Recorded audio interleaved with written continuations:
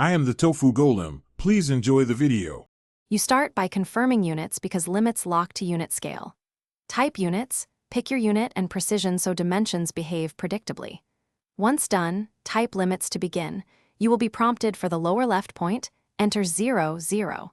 Next, enter the upper right point. Use your sheet size like 420, 297 for an A3 or type values matching your project. These choices define the working grid and prevent unexpected scaling later, so make sure to pick units that match plotting. Once done setting numeric limits, you need to make the view match. Type Z, then to zoom also auto CAD redraws to the new boundary. If elements fall outside, rerun limits and enter corrected upper right coordinates. You can type values or pick points. Make sure limits align with your layout paper size when you switch to layouts. This avoids rescaling later. If you work in model space with large geometry, choose limits slightly larger than the extents, so the grid and snapping remain. You finish by syncing view and plots.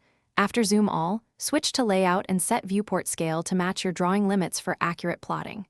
If things go wrong, check the UCS and any XREF mislocated coordinates often make geometry appear outside limits. One quick fix.